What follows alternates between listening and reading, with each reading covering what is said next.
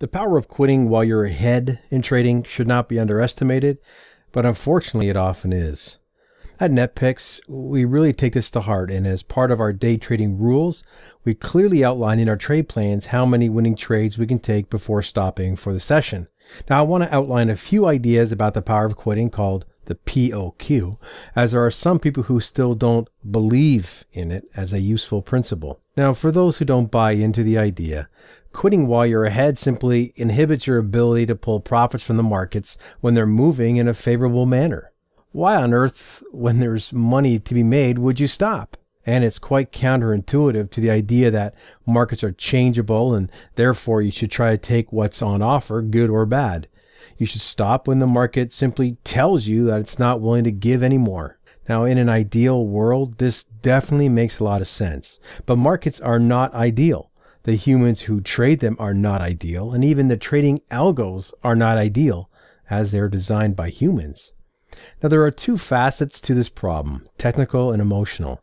Whether you trade manually or automated, you'll be susceptible to both of these to some extent. There are some specific reasons why, as a trader, you may not want to keep pressing the gas pedal in all circumstances. Of course, there are some days where you can finish for the day with an awesome P&L, but most days this is not likely. The fact of the matter is that most markets don't trend for the majority of the time.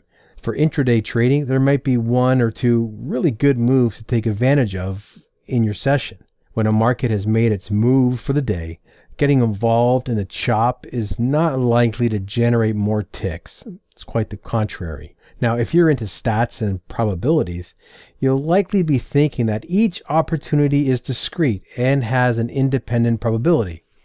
Well, at least this is an easy way to view it, and it's not actually the wrong way to go about trading at all.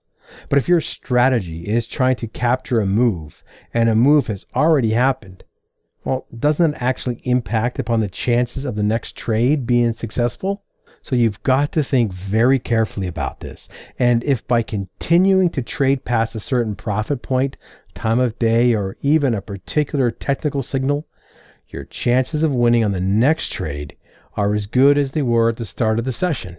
Now, if you don't currently understand the power of quitting while you're ahead, I'm sure you will do that at some point in the future. I can't tell you the number of times that I've and other traders in NetPicks have made some good profits early on in a session, kept trading, lost some money, made it back, and finished on a similar amount of ticks for the day.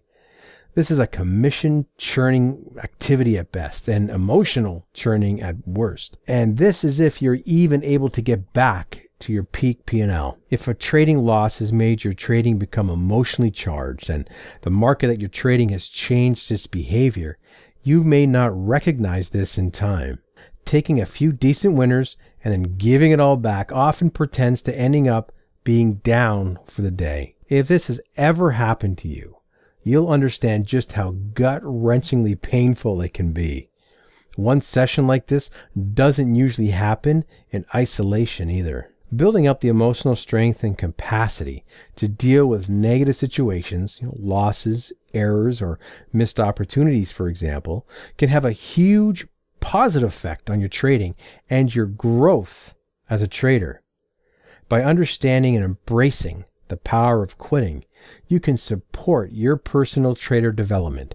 Not only that, but you'll likely see some gains in the momentum behind your trading capital growth, and a smoother equity curve means increasing position sizes and a greater potential for return.